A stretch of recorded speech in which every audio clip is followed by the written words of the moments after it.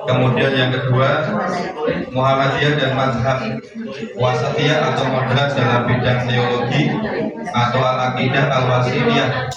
Kemudian subtema 3, alasan Muhammadiyah tidak benar mazhab. Dan yang keempat adalah Muhammadiyah dan ajaran Islam yang relevan pada setiap tempat dan waktu.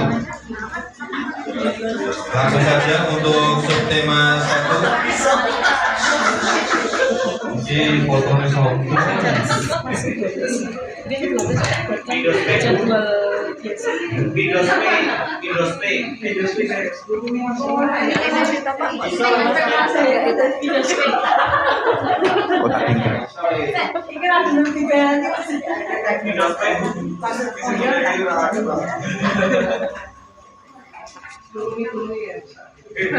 Asik deh.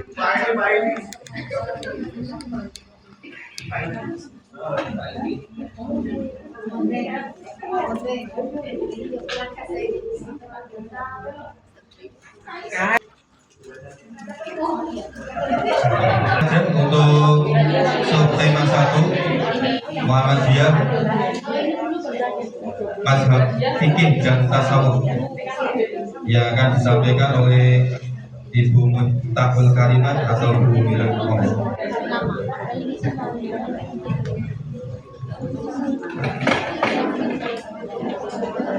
Assalamualaikum warahmatullahi wabarakatuh. Waalaikumsalam warahmatullahi wabarakatuh. Izin menyampaikan kami dari Muhammad Muhammadiyah sebagai gerakan non mazhab. Pandangan Muhammadiyah tentang mazhab fikih. Yang pertama, Muhammadiyah merupakan gerakan Islam dakwah amar ma'ruf nahi munkar yang memahami Islam berdasarkan pada Al-Quran dan Al-Sunnah. Tidak terlihat dengan aliran teologis, aliran fikih dan tarikat sufi. Kemudian ciri Muhammadiyah, manhajnya itu adalah tasdid, toleransi, terbuka, dan tidak bermazhab. Di sini jelas kalau ciri Muhammadiyah itu tidak bermazhab. Untuk lebih jelasnya mungkin akan disampaikan oleh Ibu Mira. Monggo Ibu Mira.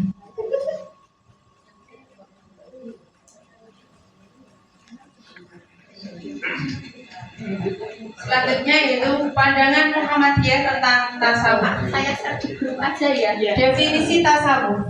Banyak ulama mendefinisikan tasawuf sebagai akhlak, baik akhlak kepada sesama manusia, akhlak kepada alam sekitar, dan akhlak kepada diri sendiri. Tasawuf dan Muhammadiyah. Dalam risalah Islam berkemajuan, Muhammadiyah tidak mengikatkan diri pada satu mazhab tertentu. Namun, Muhammadiyah tidak anti terhadap tasawuf. Tasawuf dalam pandangan Muhammadiyah adalah paham tasawuf berkemajuan, yaitu tasawuf akhlak atau moral, ihsani atau etika, dan ijtimai atau sosial. Selanjutnya yaitu dilanjutkan oleh Pak Nana. Selanjutnya yaitu Muhammadiyah dan manhaj wasatiyah. Moderat atau wasatiyah sebagai sikap dasar keagamaan memiliki pijakan kuat pada ayat Al-Quran tentang umatan wasata dalam surat Al-Baqarah ayat 143. Para musafir generasi pertama menyebut bahwa Islam sebagai umatan wasata antara spiritualisme Nasrani dan materialisme Yahudi.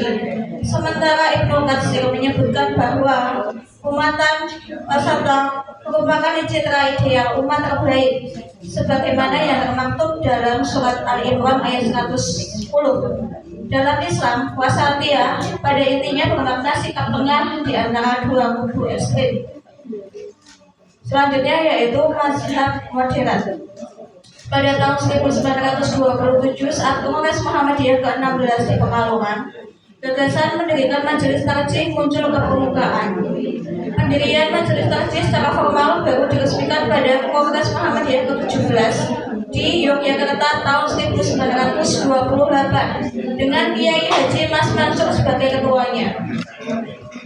Salah satu faktor kehadiran majelis yang membidangi ilmu keagamaan dalam Muhammadiyah ini adalah untuk mengakomodir perbedaan pendapat di Muhammadiyah. Organisasi Islam modernis terkemuka di Indonesia memiliki ciri-ciri dalam memahami dan mengamalkan ajaran Islam. Salah satunya adalah pendekatan non-mazhab. Keputusan ini bukan tanpa alasan, melainkan didasari oleh pertimbangan teologis, historis, dan sosiologis yang mendalam. Tujuannya untuk mengkolaborasi alasan-alasan fundamental yang melatar belakangi pilihan Muhammadiyah untuk tidak terikat secara kaku pada salah satu mazhab fikih tertentu. Pemahaman terhadap alasan ini esensial dalam memahami cara pemikiran keagamaan Muhammadiyah yang progresif dan inklusif. Landasan teologisnya kembali kepada Al-Quran dan As-Sunnah. Alasan paling mendasar Muhammadiyah memilih pendekatan non-mazhab adalah keyakinan akan otoritas tertinggi dan final dari Al-Quran dan As-Sunnah sebagai sumber utama ajaran Islam. Kiai Haji Ahmad Dahlan mendirikan Muhammadiyah, menyerukan umat Islam untuk kembali langsung kepada kedua sumber pokok ini dengan pemahaman yang benar dan metodologi yang tepat. Yang kedua, menghindari taklid buta dan mendorong istihad. Muhammadiyah menolak praktik taklid buta atau mengikuti pendapat ulama berdasarkan tanpa dasar yang kuat atau tanpa memahami dalilnya. Gerakan ini mendorong umat Islam untuk berpikir kritis, memahami dalil-dalil syariat, dan melakukan istihad atau upaya sungguh-sungguh untuk menetapkan hukum Islam. Yang ketiga, semangat pembaruan tasdid dan pemurnian tasfiyah.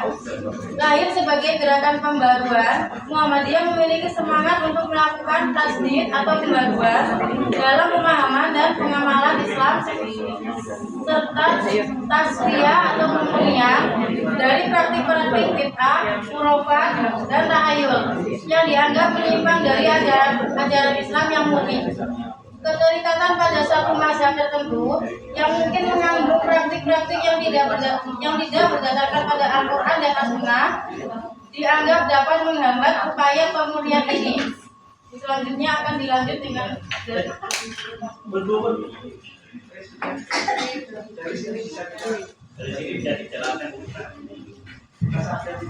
selanjutnya, respon terhadap kondisi sosial dan intelektual abad ke-20. Pada abad ke-20, ketika Muhammadiyah didirikan, dunia Islam menghadapi tantangan modernitas dan pengaruh pemikiran Barat.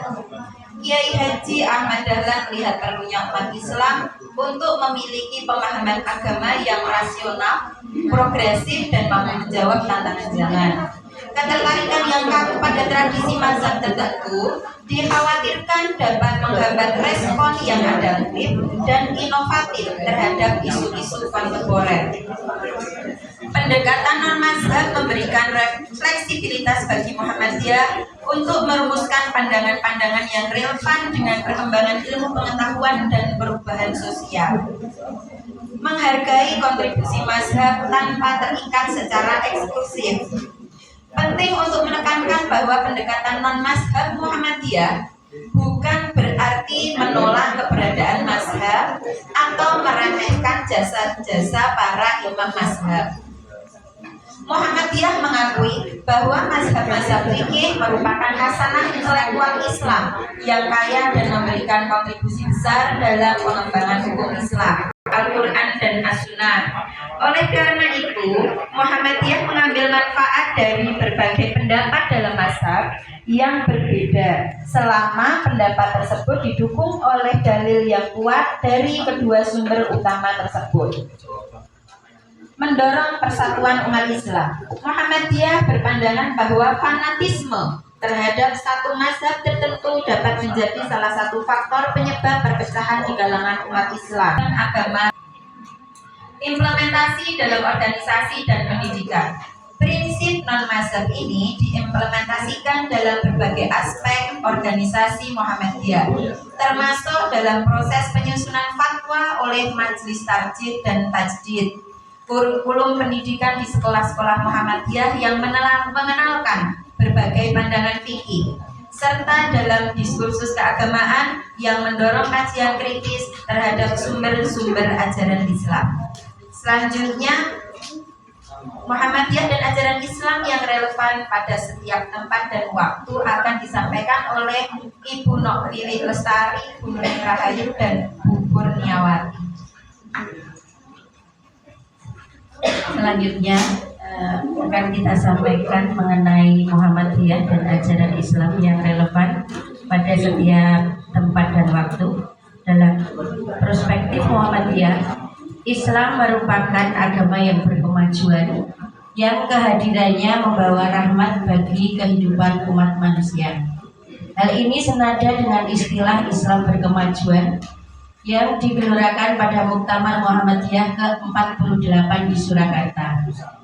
Dalam Al-Quran, surat Ar-Ra'd ayat 11 yang berbunyi, Innallaha yughayyiru ma biqaumin hatta yughayyiru ma bi anfusihim. Yang artinya sesungguhnya Allah tidak akan mengubah nasib suatu kaum jika kaum tersebut tidak merubahnya sendiri. Dan Islam sebagai rumah saat ini perlu menyesuaikan diri dengan perkembangan zaman supaya mencapai Islam berkemajuan. Dalam surat tersebut ditunjukkan bahwa seandainya kita berusaha sekuat tenaga pikiran kita, ya, insya Allah apa yang kita inginkan itu akan terwujud. Tidak hanya bersifat ritualistik, tetapi juga membawa nilai-nilai transformatif bagi peradaban manusia.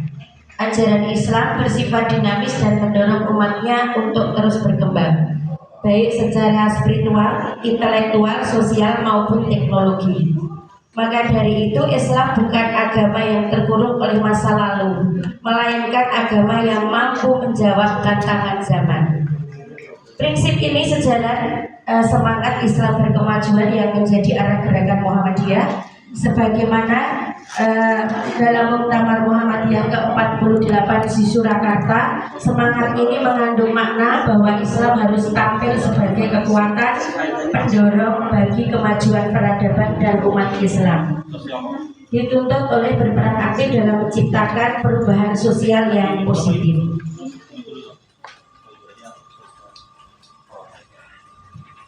Makna dari Islam berkemajuan antara lain yang pertama yaitu mencerahkan kehidupan.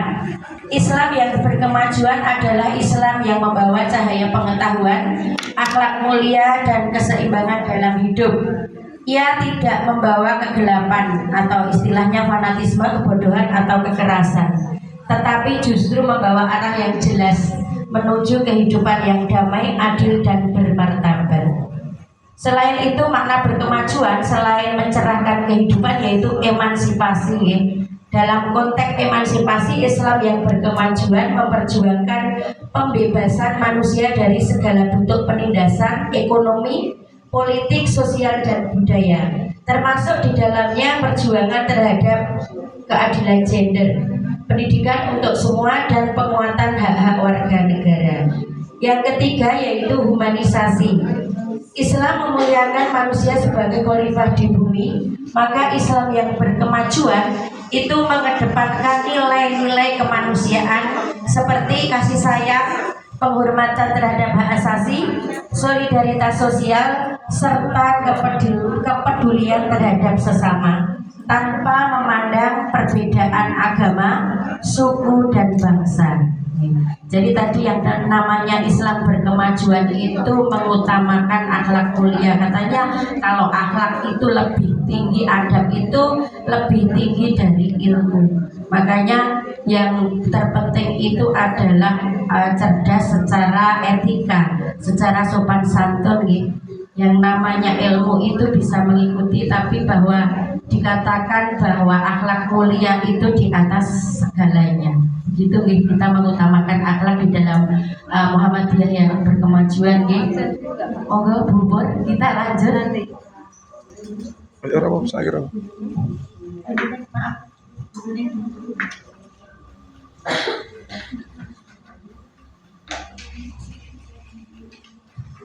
Politik masyarakat, munculnya oligarki baru, kompetisi bebas di semua ini termasuk hal ideologi dan nilai-nilai. Dampak bagi Muhammadiyah harus menghadapi realitas baru berupa persaingan ide, pengaruh dengan berbagai kelompok termasuk kelompok yang memiliki kekuatan kapital dan politik kuat. Dalam kondisi ini Muhammadiyah perlu menegaskan posisi sebagai gerakan Islam yang tetap berorientasi pada nilai bukan sekedar kekuasaan. Konservatif berbelokkan ke arah konservatif. Perubahan ini bukan semata perubahan sosial, tetapi pergeseran ideologis dalam kehidupan keagamaan di masyarakat. Makna konservatif dan merujuk pada kecenderungan sebagai umat Islam kembali ke ajaran konservatif, yaitu pemahaman agama yang ketat, literal, dan tidak terbuka terhadap ijtihad kontekstual atau pembaruan.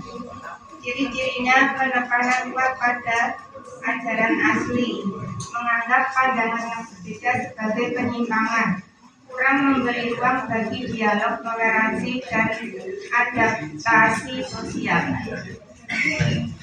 Dampak bagi Muhammadiyah memiliki karakter tajdid pembaruan, sering kali dianggap liberal oleh kelompok konservatif. Padahal gerakan ini justru mengusung pemurnian ajaran dan kontekstualisasi dakwah yang berbasis ilmu pengetahuan dan kemanusiaan.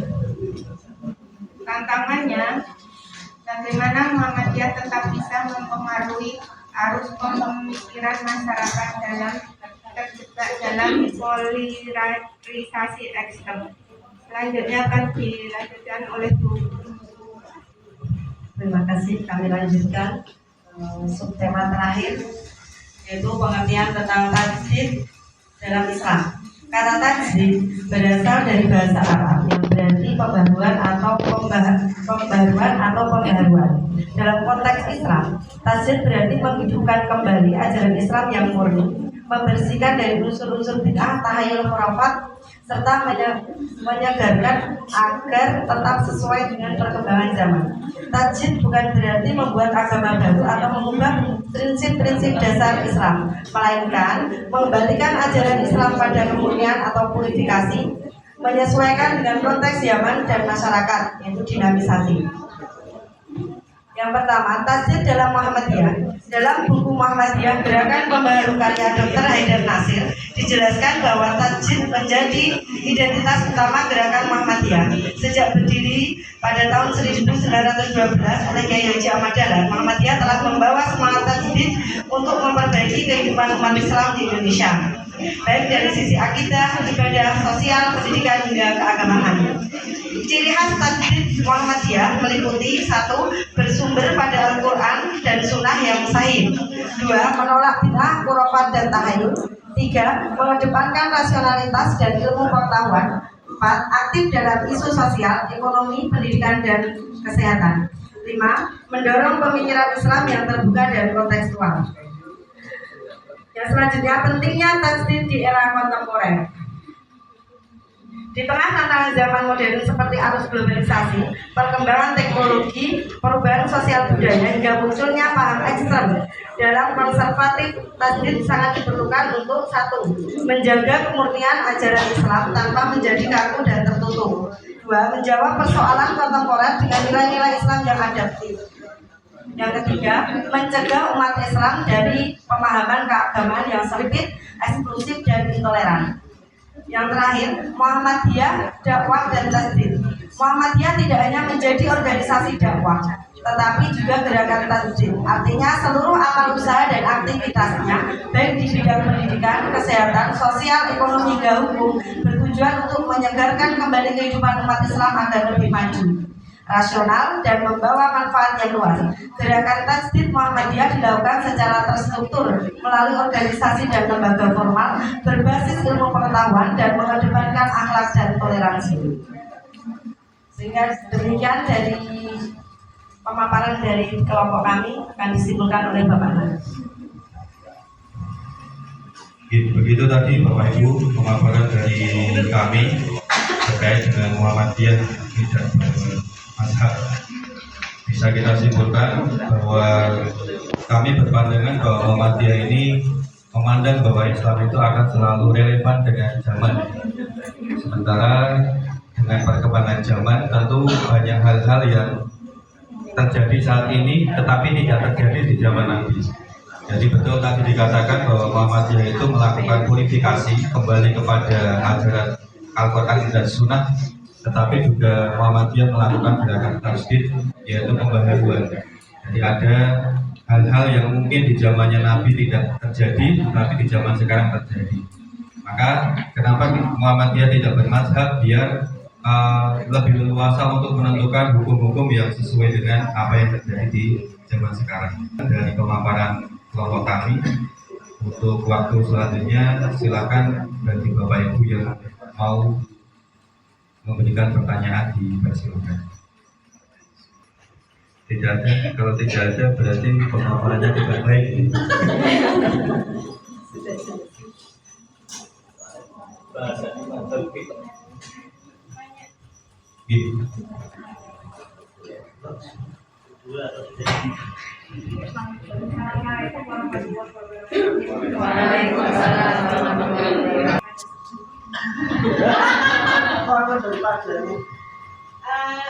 Muhammadiyah memang yang diamalkan oleh teman-teman tidak bermazhab. Apakah itu berlaku sampai sekarang, sampai kepada zaman sekarang dalam hal semua hal? Contohnya misalnya gini, yang kemarin disampaikan oleh kelompok 1 tentang Bayani, Burhani, dan Irfani itu kan juga ada latar belakang dari Imam, dari Syafi'i dan semuanya. Selanjutnya bagaimana hubungannya dengan yang Muhammadiyah tidak bermazhab? Nah, contoh kasuistik seperti ini. Kalau kita menerima semacam ucapan terima kasih, gratifikasi, karena seperti itu yang kita katakan sekarang gratifikasi. Apakah itu bernilai haram atau tidak?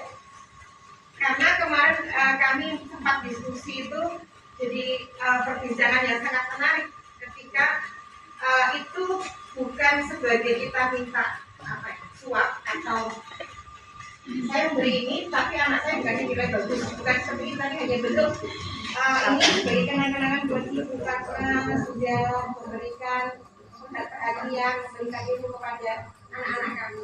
Dan untuk hal yang semacam ini, apakah bagaimana Muhammadiyah memandangnya?